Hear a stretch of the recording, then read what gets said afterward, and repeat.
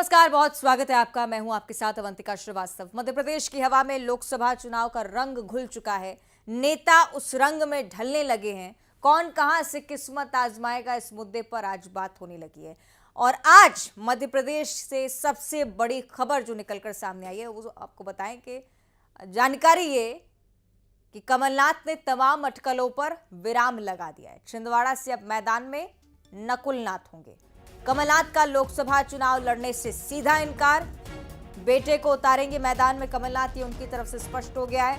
परासिया जनसभा में नकुलनाथ ने यह ऐलान कर दिया है कि जैसे ही लोकसभा चुनाव के जो प्रत्याशी हैं वो कांग्रेस की तरफ से घोषित किए जाते हैं, उसके ठीक बाद आप देखेंगे नकुलनाथ को चुनावी मैदान में उतरते हुए, प्रचार करते हुए। ये कमलनाथ ने कहा। इससे एक दिन पहले नकुलनाथ की तरफ से भी कहा गया कि इस बार पापा नहीं, मैं ही लोकसभा चुनाव लड़ूंगा।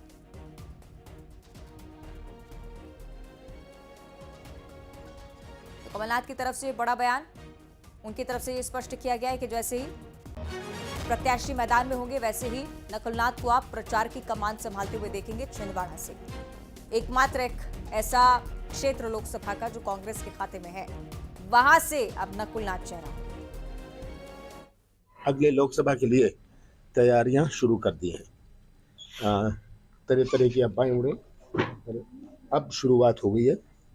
कांग्रेस पार्टी जैसे हमेशा चुनाव की तैयारी करती है वैसे इस दफे भी करेगी।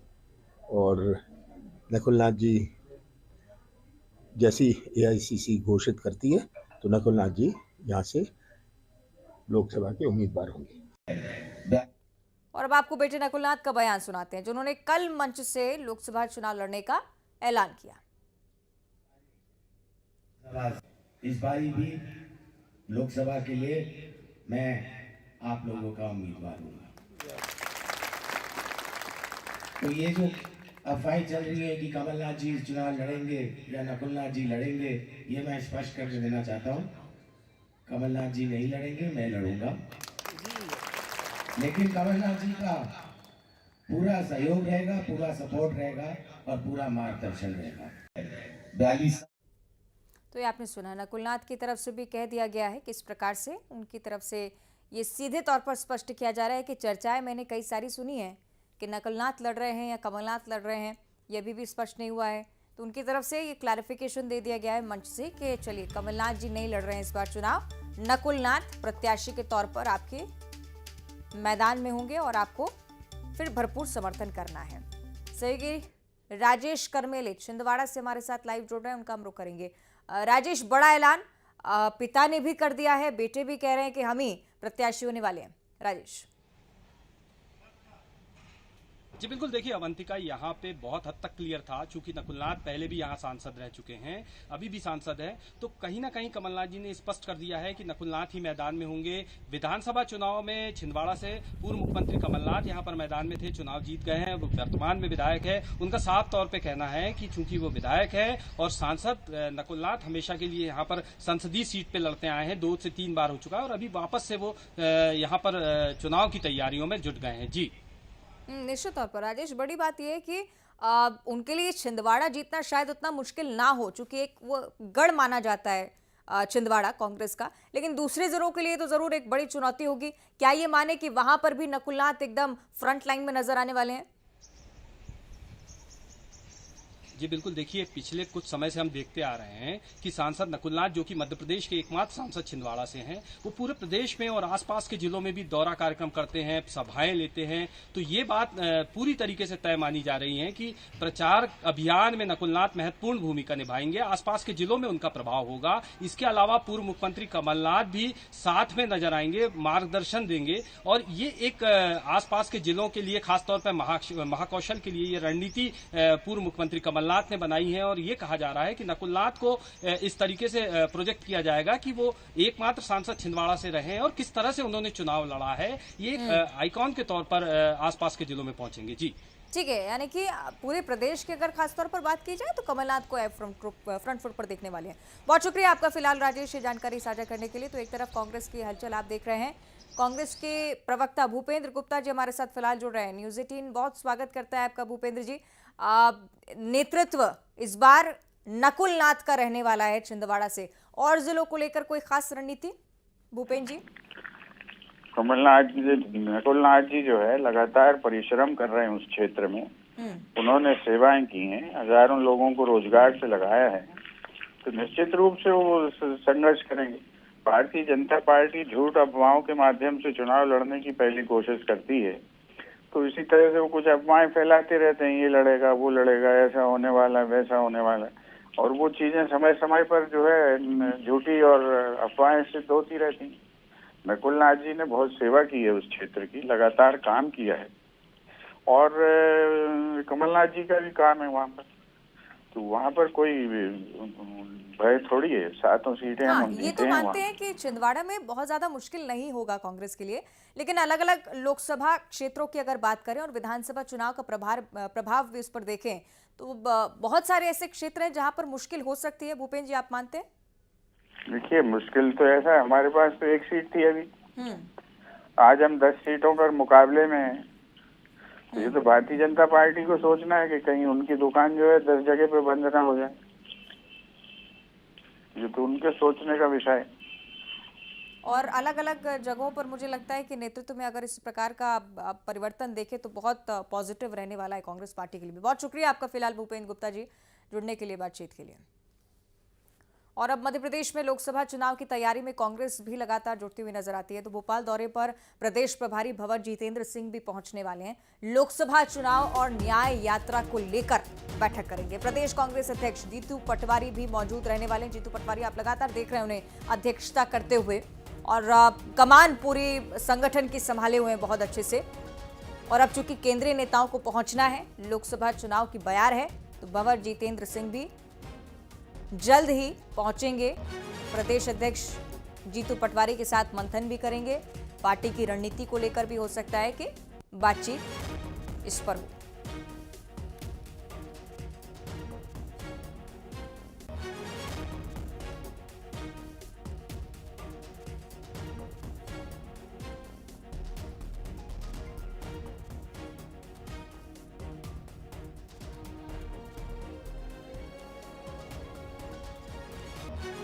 प्रदेश प्रभारी का ये दौरा, जीतू पटवारी के साथ बैठक, अलग अलग संगठन नेताओं के साथ मिलना होगा।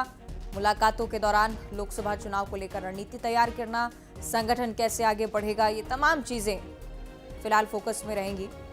और हो सकता है कि कुछ हलचल भी आप संगठन में इस लिहाज से देखें कि परिवर्तन जो कह रही है कांग्रेस, पारदर्शिता जिस बात का जिक्र हो रहा है बार बार टिकट वितरण को लेकर, हो सकता है कि उस दिशा में आप किसी प्रकार की हलचल भी जरूर देखें।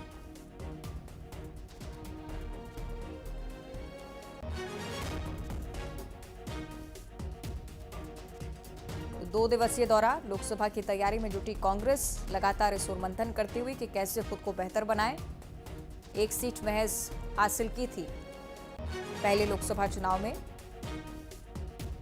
और अब कहीं ना कहीं अलग अलग क्षेत्रों में परिवर्तन के साथ खुद को पोर्ट्रे करने का प्रयास भी ये पार्टी करती हुई।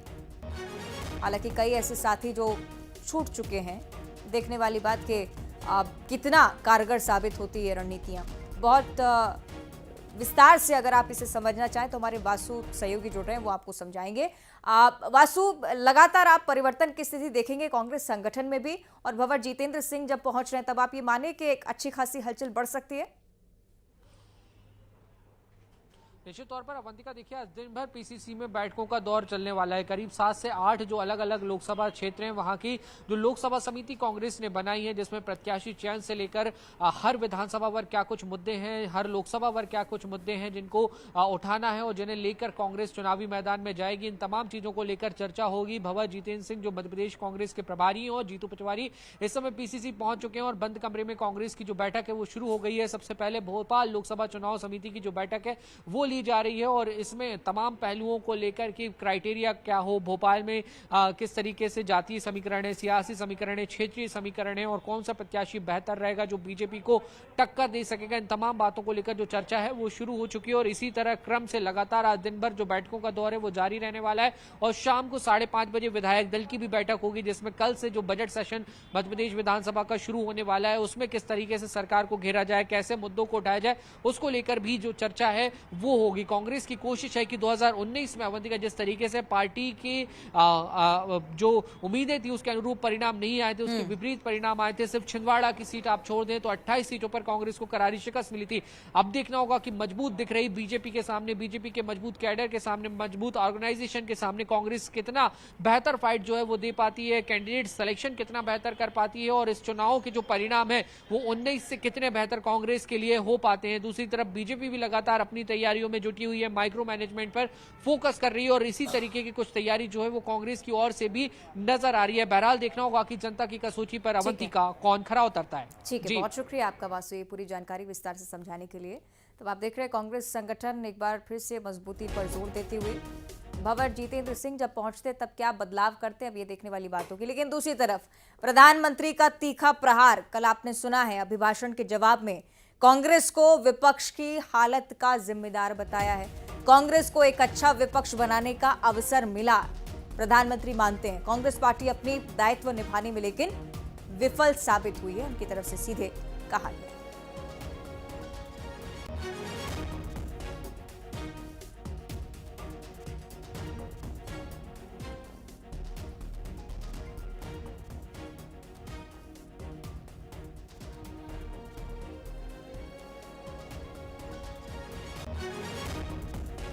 कांग्रेस पार्टी पूरी तरह से विपक्ष को जोड़े रखने में विफल साबित हुई, ये प्रधानमंत्री के शब्द हैं। और प्रधानमंत्री की तरफ से एक और बड़ा बयान, उनकी तरफ से ये भी कहा गया कि कांग्रेस प्रहार के बाद तीसरे कार्यकाल की भविष्यवाणी के तौर पर भी बता दूं कि कल लोकसभा में जो दावा किया तीसरे कार्यकाल में एनडीए 400 पार सीटें लाने वाली है, ये बयान भी लगातार उनका वायरल हो रहा है। बीजेपी को 370 सीटें मिलने का दावा भी प्रधानमंत्री की तरफ से रखा गया है।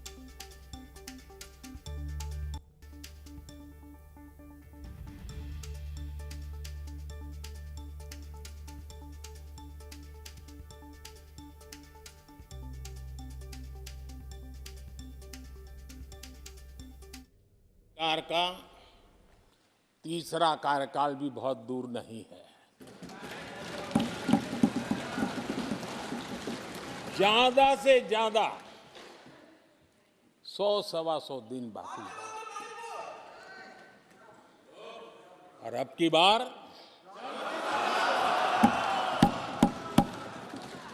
पूरा देश कह रहा है, अब की बार खड़गे जी भी कह रहे हैं। लेकिन अध्यक्ष जी, मैं आमतौर पर ये आंकड़े के चक्कर में नहीं पड़ता, लेकिन मैं देख रहा हूं देश का मिजाज एनडीए को तो 400 पार करवा ही के रहेगा, लेकिन भारतीय जनता पार्टी को 370 सीट अवश्य देगा।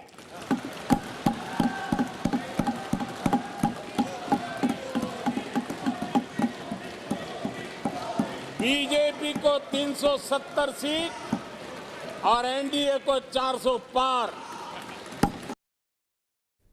प्रधानमंत्री मोदी का ये बयान आपने सुना, और चलिए अब आपको दिखा देते हैं कि प्रधानमंत्री की कौन सी वो 10 बड़ी बातें रहीं जिस पर पूरे देश का ध्यान केंद्रित रहा है।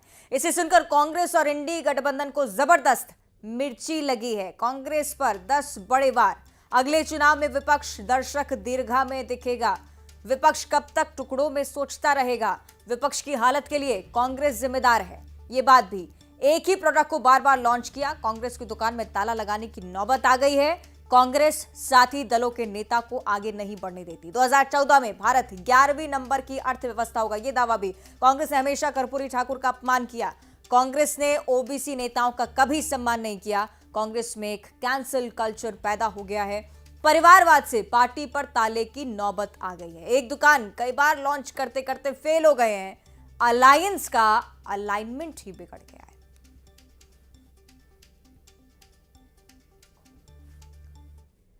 और केंद्र में तीसरी बार मोदी सरकार के नारे को हकीकत में तब्दील करने के लिए बीजेपी हर उस बड़े मुद्दे को छू लेना चाहती है जो उसके पक्ष में बह रही हवा को तूफान में बदल दे।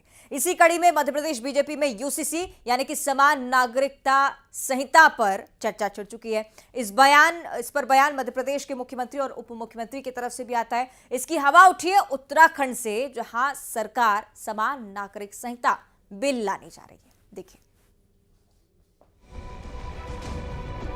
धारा 370, 3 तलाक और राम मंदिर, केंद्र की सत्ता पर काबिज बीजेपी ने अपने दशकों पुराने 3 वादों को पूरा कर दिया है और अब बारी है यूसीसी की। यूसीसी यानी यूनिफॉर्म सिविल कोड, मतलब समान नागरिक संहिता। केंद्र की सत्ता के सबसे बड़े संग्राम के बीच मध्य प्रदेश बीजेपी ने यूसीसी की चर्चा छेड़ दी है। चर्चा इसलिए हो रही है क्योंकि उत्तराखंड की बीजेपी सरकार समान नागरिक संहिता बिल ला रही है।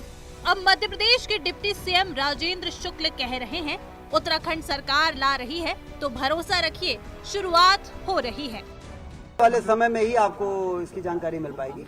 अभी तो इस बात को लेके आप लोग संतोष करिए कि उत्तराखंड सरकार में समान नागरिक संहिता का जो बिल है वो लाया जा रहा है। कि उनको मालूम है कि यदि हम चुनाव लड़ेंगे तो बहुत भारी वोटों से चुनाव हार जाएंगे, इसलिए चुनाव लड़ने से कतरा रहे हैं। समान नागरिक संहिता पर सिर्फ डिप्टी सीएम राजेंद्र शुक्ल नहीं बोले। न्यूज 18 के खास कार्यक्रम चौपाल में मुख्यमंत्री मोहन यादव ने भी यूसीसी यानी कि समान नागरिक संहिता पर अपना विचार दे दिया। संदेश साफ है, 3 वादे पूरे हो चुके हैं और अब चौथे की बारी है। मैं फिर दोहराना चाहूँगा, यशस्वी प्रधानमंत्री के नेतृत्व में जो केंद्र सरकार के द्वारा बताया जाएगा, राज्य सरकार अक्षरशः उसका पालन करेगी। लेकिन आपका विचार क्या है? मेरा विचार मोदी जी के साथ चलने का। यूसीसी के फेवर में हैं आप? मैंने फिर कहा कि जैसे हमारी भारत सरकार चाहेगी निश्चित रूप से हम वो सब करेंगे। समान नागरिक संहिता की पक्षधर बीजेपी अस्तित्व में आने के समय से कह रही है, जिसको लेकर राजनीति नारा भी दिया जाता रहा है। एक देश, एक संविधान, एक विधान, मतलब देश में रह रहे सभी नागरिकों के लिए एक कानून, यानी धार्मिक आधार पर अलग अलग धर्म संप्रदाय के लोगों के लिए धर्म के हिसाब से कानून ना हो। देश में संविधान के हिसाब से जो कानून बना है वही सब पर लागू हो। बीजेपी के राजनीतिक आधार के 4 प्रमुख मुद्दे रहे हैं: धारा 370, 3 तलाक, राम मंदिर और समान नागरिक संहिता। इन चारों में से 3 मुद्दों का हल हो चुका है और अब जब लोकसभा चुनाव सामने है तो चौथे मुद्दे को हवा देकर पार्टी अब की बार 400 पार के नारे को चरितार्थ कर लेना चाहती है। भोपाल से न्यूज 18 के लिए वासु चौरी की रिपोर्ट। और इसी के साथ इस खास बुलेटिन में इतना ही। देखते रहिए न्यूज 18।